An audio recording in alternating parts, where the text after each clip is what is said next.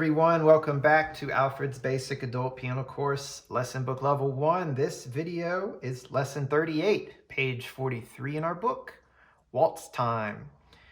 So basically what we're playing today is a waltz, and you can usually tell if something's a waltz right away by the time signature. 3/4 time is typically waltz time. Does that mean every piece that's in 3/4 is a waltz? Not necessarily. But another way of noticing if something's waltz time is a pattern like this. And that kind of rhythm is basically every other measure in this piece, where you basically are dealing with a broken chord. Similar to we did a couple lessons ago. If you take a C chord, for example. Now, I did it in both hands because that's actually what we're going to do in this piece. But playing the C first, the bottom note on beat 1, and then the top 2 notes on beats 2 and 3. Very typical waltz feel. 1, 2, 3, 1, 2, 3. And of course, you can do that on any chord, but that rhythm is kind of a giveaway. So waltz time. There is something new we're learning today in the pink box. Has to do with dynamic signs. Now this is very tricky, but usually in music, tricky things are actually really good musical details. Crescendo and diminuendo. These are huge when it comes to playing good music. Crescendo kind of looks like a I'm trying to think back to math class. Was that a less than sign or greater than? I guess less than, when it starts out small and it starts getting larger. We'll call it a less than sign. If I'm wrong, I apologize. But crescendo, it makes sense. When the line starts getting bigger and bigger, wider apart, the two lines, you're gradually getting louder. Diminuendo is the opposite. The lines are far apart and they're coming together. And as they're coming together, you're gradually getting softer. So it's gradual increase. Now, the way a crescendo or diminuendo work on the piano is you have to have a series of notes. You can't crescendo one note, because when you hit a note on the keyboard, whatever volume you get, that's it. It's done. I can't do anything else. I can release the key and then it's definitely done. But, voice, string instruments, there are others where you can hit a single pitch and you can maneuver that pitch. Maneuver is not the best word, but you can increase the volume or decrease it while you're holding it. Can't do that on piano. The only way to establish a gradual increase in volume is over a series of notes. Let me demonstrate. If I just take my C position in the right hand and play all 5 notes across evenly, that's just one volume. But if I start very quiet on my middle C, and by the time I get to G, I'm at a forte. And I don't mean doing this, because all I did there was play first 4 notes soft, last note loud. But connecting it gradually. So every note's a little bit louder, and then finally I'm loud. Think about a mountain. You don't just walk up to a mountain and jump up to the top of it. You got to climb your mountain. Same thing here. So that is a crescendo, gradually getting louder. Okay, if I had 4 notes, I could literally say soft piano, mezzo forte, and then finally forte. Now, it doesn't always break down that way, trust me. And you can have notes across the entire keyboard eventually. So that's an example of something called a C major scale, where the spread was much wider, but you heard the gradual increase. So it's something that definitely will come in time. You can't expect it to be perfected on one piece of music. But this is this piece, we're going to introduce it today. Before we get into the dynamics, of course, and that includes the crescendo and diminuendo, we need to just, as always, look at our notes first. Before we look in the music, underneath the title, it says continue to read by patterns. Let's talk about that in just a second. But the other thing is, the previous lesson, you learned the middle C position, and that's where we're at today for this piece, middle C position. So that means the right hand thumb is on middle C. That means the left hand thumb is also on middle C. So now you're going to get a chance to play a piece of music where both hands are right up against each other. It's not going to feel very comfortable. But we talked about that in the previous lesson. That's part of the deal, learning how to get comfortable with uncomfortable. Okay, so let's look at the left hand by itself. They say for the left hand, think C. Same, down a second, up a second, etc. Continue to read by patterns. I'm assuming that actually refers to intervals. So let's take a look at it. Your very first note is middle C, which is going to be held for 3 counts, dotted half note. The next measure is C, down a note to B, down a note to A, up a note to B. The next measure is B, A, G, back up to B, and which is on the second line, second measure, down to G, A, B, middle C on the third measure, and then the last measure, jump down to G. So at first I thought the pattern repeated itself exactly, meaning the first and second measure, back on the top line, middle C, second measure, C, B, A, B. Now look at the last measure, B, A, G. So that's kind of following the same pattern, the fourth measure that the second measure did. Second measure again was this. Fourth measure is this. So you hear the pattern. That's the same, just down a note. Well, if that were exactly true, at the end of the fourth measure going into the second line, we'd come up to A, next note up. But it doesn't, it goes up to B. So now that I've looked into that, I'm going to say the continue to read by pattern thing here. Don't put too much stock into that. Read either the notes or the exact intervals. Yes, there's some pattern here, but it's not enough really to invest in it. My opinion anyways. So, that being said, back at the beginning. First measure, let's just go through it one more time. Middle C. Second measure, C, B, A, back to B. Last measure, same note, B, A, G, up a third to B. Second line, second measure, down a third to G. Back up to A, back up to B, and then middle C. All the way down to G on the last measure. Third line, it's like the beginning, middle C. And then C, B, A, back up to B. Last measure, same note, B, A, G, up to B on the bottom line. Second measure, G, A, B, and middle C. Unlike the second line, we don't go down to G, we just stay on middle C. It is tied into the last measure. So really, the first 2 lines and the last 2 lines are exactly the same, with the exception of the very, very last measure. It does not go down to G, it just stays on middle C, it's tied.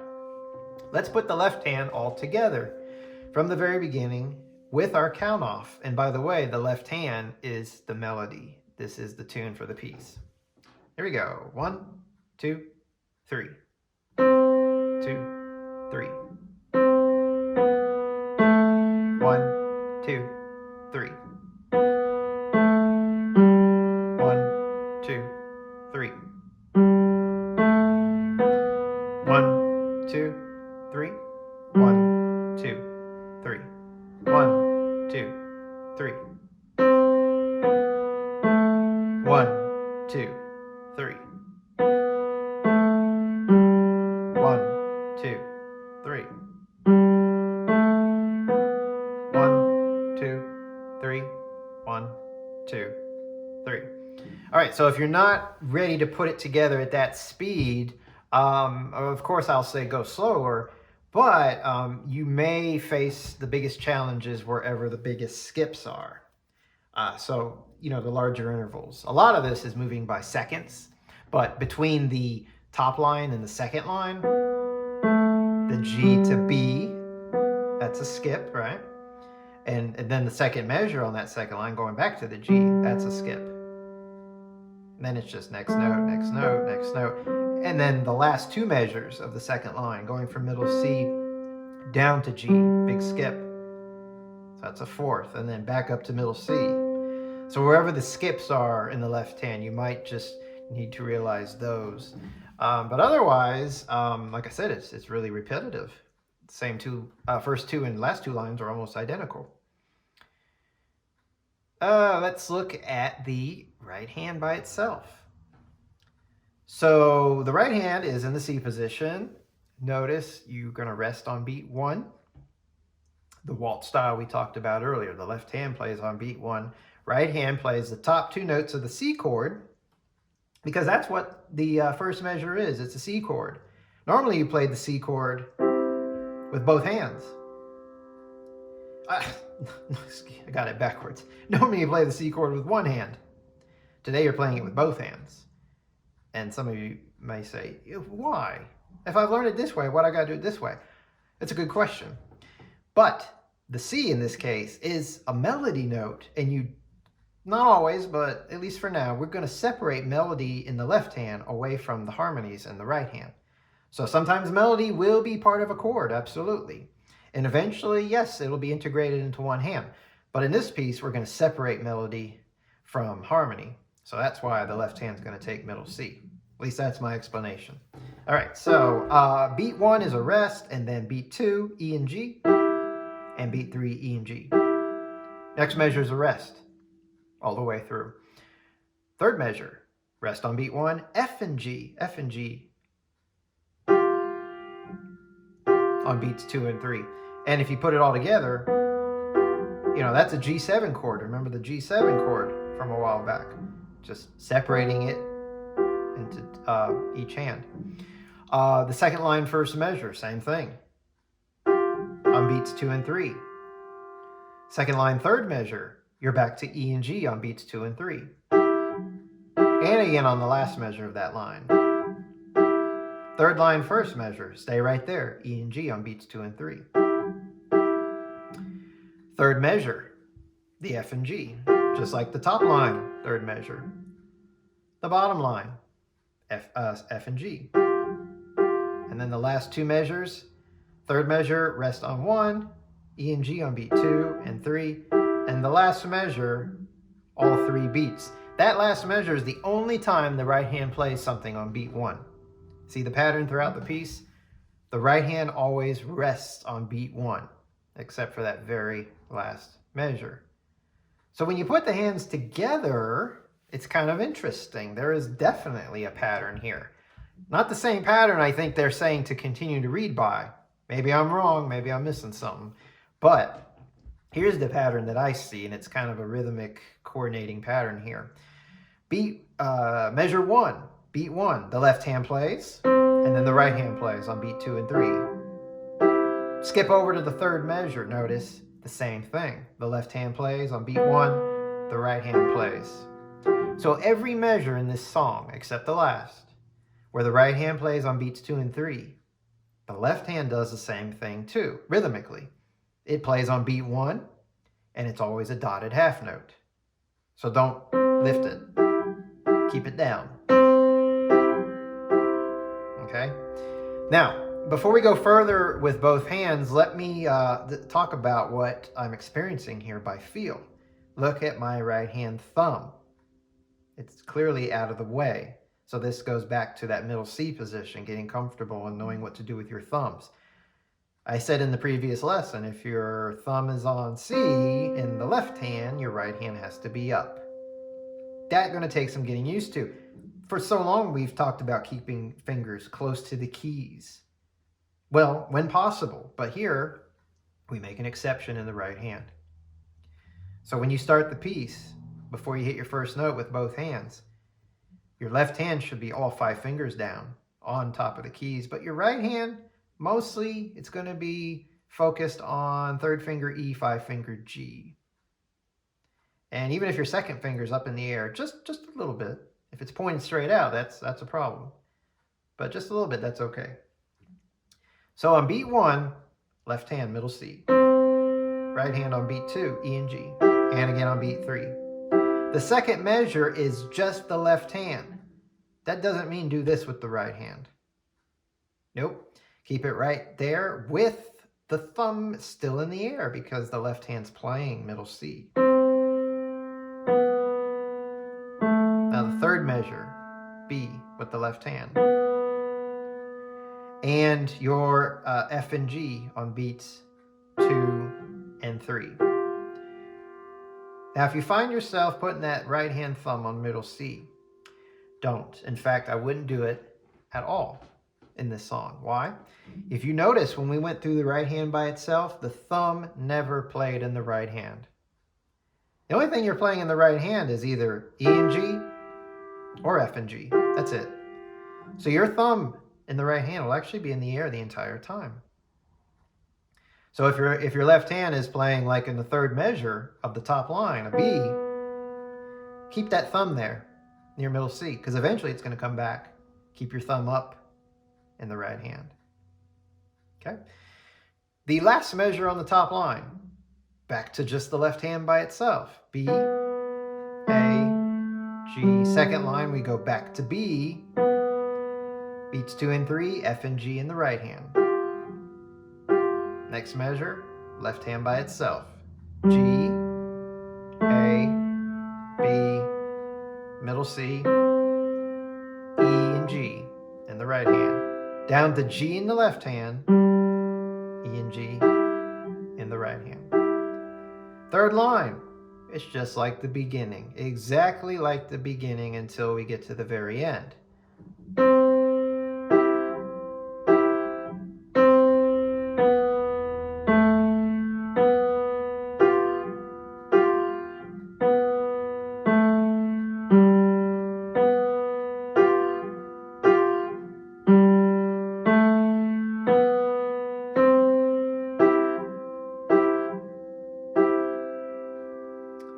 Okay, so you've got some work to do getting comfortable with the middle C position. I don't think you're going to have too much problems coordinating. And if you do, you'll break it down, of course, focus on the measures where the problem is, go slow, all those good things. But once you've learned the pattern and the notes and all, then we still have the dynamics. And that includes our new dynamics, crescendo and diminuendo. Let's go straight to where that occurs. Remember I said the second and fourth line are the same. Well, it's going to be the same case with the crescendo and diminuendo. They're going to occur in the exact same places, across the exact same notes. So on the second line, second measure, it begins on G. Now actually, I say it begins, but you're technically soft at that point. When you hit the G, you're still piano. So our initial volume at the very beginning is piano. It stays piano, stays soft all the way. The beginning of your crescendo is still piano. Whoops, a little bit quieter. The next note should be a little bit louder. The next is even louder. And middle C is actually the peak of the crescendo. So let's focus on just the crescendo before the diminuendo. So the G is soft, a little bit louder on the A, louder on B, and then C is the peak. Now, how loud do we get? It's really up to the performer. Most of the time, at the end of a crescendo, well, I wouldn't say most of the time, but often, a dynamic marking may not be put there, especially if you're coming right back into a diminuendo. Now, it's up to the performer perhaps to analyze the piece of music and say what's in character of the piece. What I would suggest for this one, since you're learning it for the first time, is exaggerate it. Start extra soft, go all the way to a forte. Actually, what I said earlier works here. You have 4 notes across a crescendo. So actually, you could say G is piano, A is mezzo piano, B is mezzo forte, and C is forte. So as you play it, make sure that no two notes sound exactly the same. You don't want this. That wasn't gradual, was it? So, gradual crescendo. So middle C is the peak. Then we come right back down. So literally this is a mountain. We're hiking right up and then we're coming right back down. Like I said, it's movement that takes care of a crescendo or diminuendo. So the middle C, which is forte, that will kind of fade on its own. Not a whole lot, but it's really your right hand now on beats 2 and 3 that control a good chunk of that diminuendo. So again, middle C is the peak, forte. Then we're getting softer. And then finally, the end of that diminuendo is in the left hand on G. So that'll be soft, and then you stay soft. So when we put it all together, starting on the second measure of the second line, it sounds like this.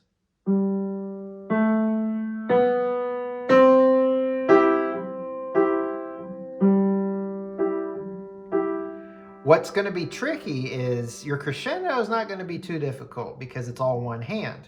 But what's tricky is right there. When that right hand comes in, you might be thinking, I got to get softer, diminuendo. The temptation is to get too soft too soon. And then you got nowhere to go. So what I did really was in diminuendo was just a sudden drop off. So middle C is forte. E and G should be mezzo forte, and then mezzo piano, and then finally G is piano. Just happens to work out that way in this song. Great for beginners to keep organized that way. So once again, it sounds like this.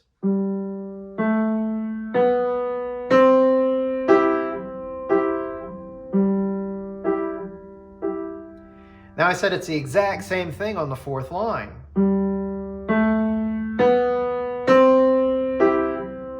But it'll be the right hand that dictates the end of the diminuendo, since the left hand isn't moving. It's not moving to that G.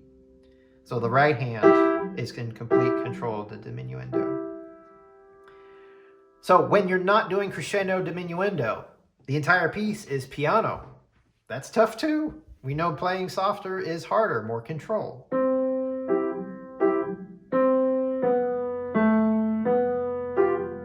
Now, what I recommend doing, I've mentioned this before, it too is very tough. The left hand is melody. Melody is important. We want to hear it sing. The right hand's not as important. This is just background, just harmonic support. You don't want this to happen.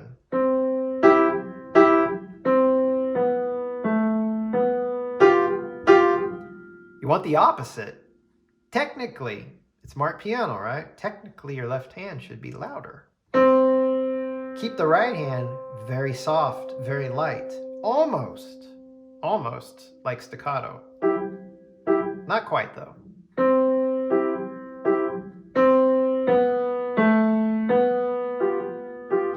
Now, the good news is your left hand's not playing along while your right hand's doing that. It's holding. Every single time it's holding, so coordinating it shouldn't be too difficult, especially when you're going slow. So at the beginning, I would say loud or louder in the left hand, soft in the right hand.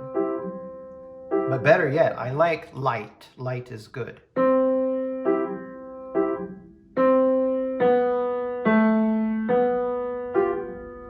So if I'm going a little bit louder in the left hand, how does that affect the crescendo? Here's a secret that I'll share with you.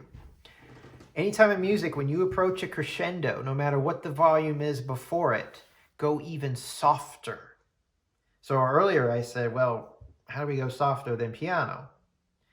Well, there are dynamics softer than piano. I don't want to introduce them just yet.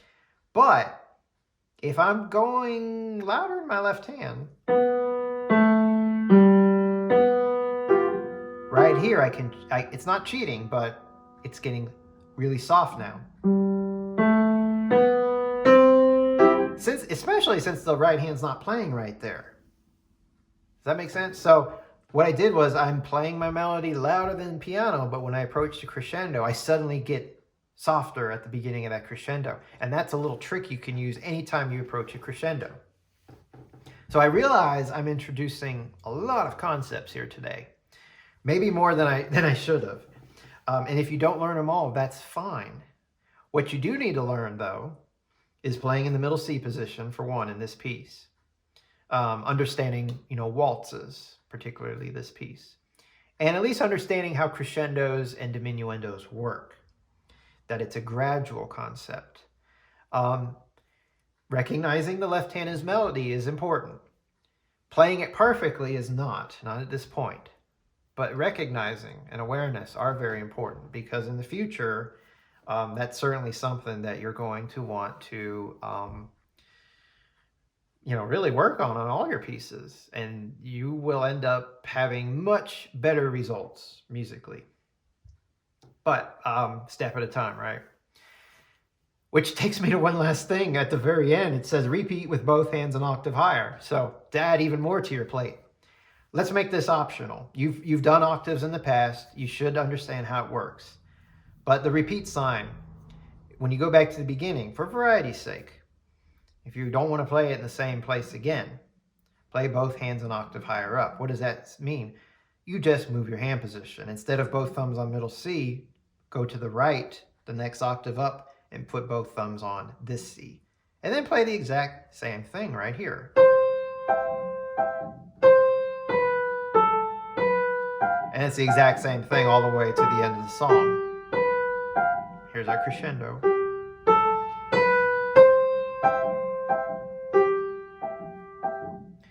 So, like I said, that's a lot. And if you want to work on all of it, all the details, great. You're just going to be that much better. But if you want to really just kind of focus on the basics and then move on, that's fine too. Middle C position, waltz, understanding crescendo and diminuendo. That's the takeaway from this lesson. All right, so I wish you all the best and look forward to seeing you on the next lesson.